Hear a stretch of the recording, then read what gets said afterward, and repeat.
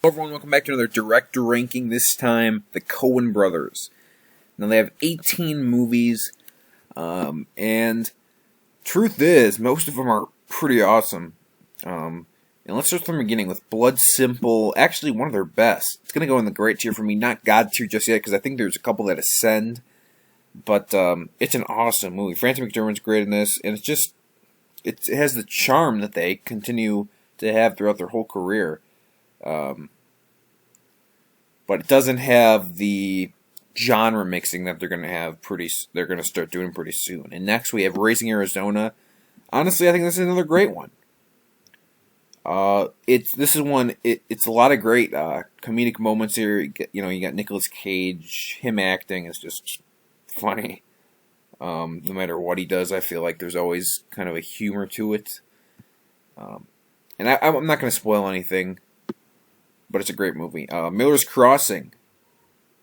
I think it's going to be in between Blood Simple and Raising Arizona. It's another great one. One of their best crime movies. They have a decent amount. I guess No Country for Old Men is technically a crime, but I think it's more of a thriller first. But yeah, Miller's Crossing, great. More procedural than Blood Simple or Raising Arizona, which are also kind of crime-based, but it's still a great film. Barton Fink. I love Barton Fink, and I've seen it a lot of times now, because I just keep going back to it. I love the genre mixing it does. It's just such a... I think it's one of the only films with no... I don't think you can classify it into a genre. I mean, dramedy, but there's like horror elements, there's like thrillers, there's, I don't know, crime. I mean, it's got a little bit of there's romance, there's everything. It's got everything. And I think just the character and the message of the movie, it all works for me. I think John Turturro's great. I think John Goodman's good in this movie too. So many great visuals. I mean, it's got everything you would want. Next is Hudsucker Proxy, which... it's a pretty great movie. I'm not a huge fan of like the business setting, and this one is, but I would still put it near the bottom of the great tier. Fargo. Now, I mentioned this in another video, I believe. I went into Fargo thinking, okay, this is their best movie, this is going to be a masterpiece. And for the first 10 minutes, for maybe first 20 minutes, I was like, okay, this is awesome. When Steve Buscemi's partner, you kill a bunch of those people, and it's like the blood and the snow, and it's like, okay, this is awesome. Then I think the movie takes a turn for the worse. I wasn't a huge fan of Frances McDormand's character, or honestly, William Macy's character either. I thought the accents were kind of annoying, but that's not why the movie's... I still think it's a great movie. It's going to be in the great tier. It's going to be top of the great tier.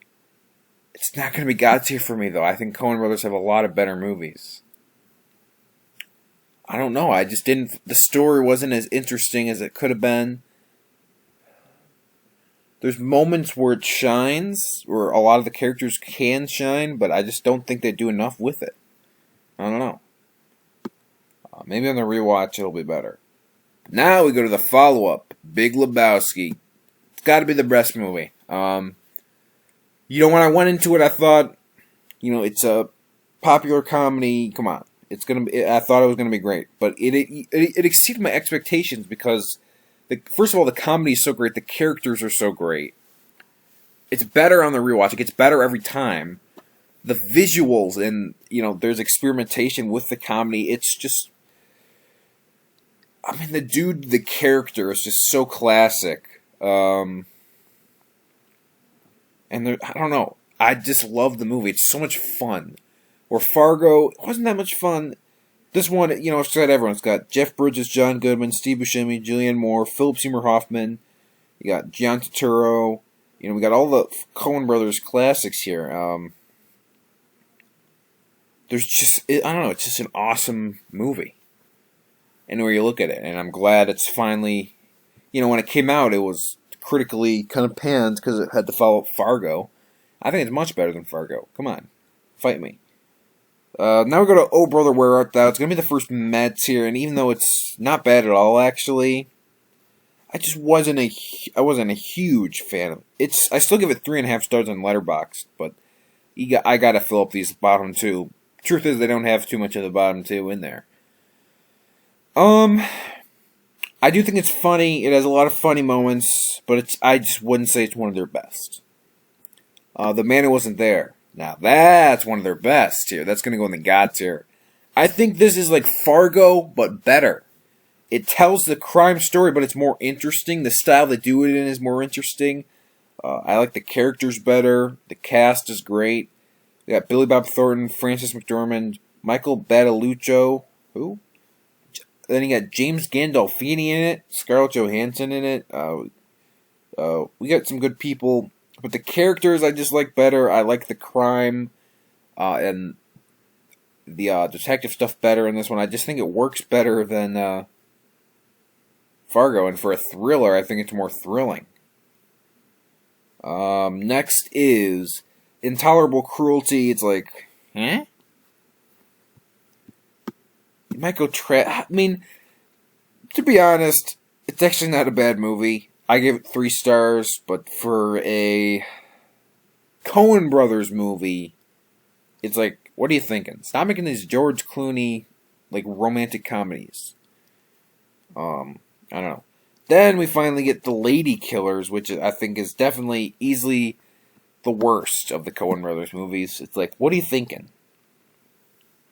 But they followed it up with one of their best, No Country for Old Men.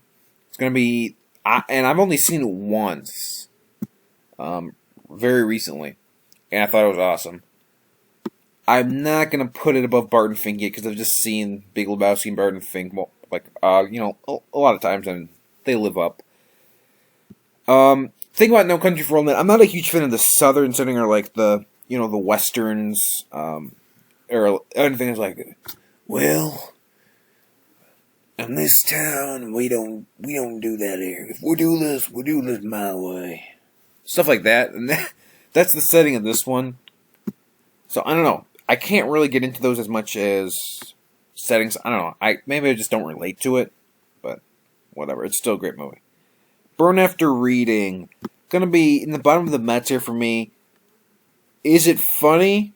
Yeah.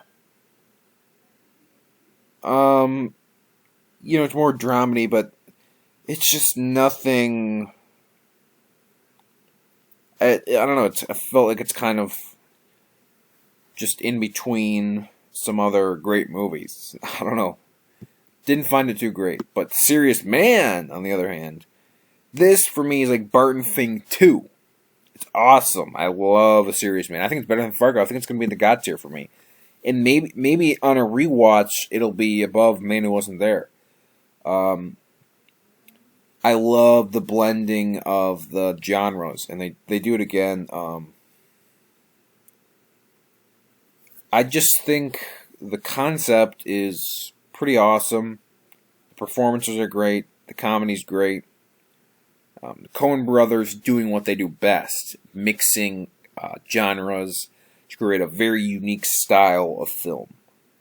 Next is True Grit. True Grit is pretty great. I'll put it in the great tier. I'll put it bottom of the great tier. Again, I'm not a fan of the huge, well, punishment comes one way or the other. And in this town, you're gonna get it. Or some, I don't know. I'm just trying to, I feel like every Western's kind of the same. Top of Mets here. I mean, I do like Jeff Bridges. I'll put it in the bottom of the great tier for now, because I do think it's well made. Inside, Yelwyn Davis. Now, a lot of people love this movie. A lot of people rate it 5 stars.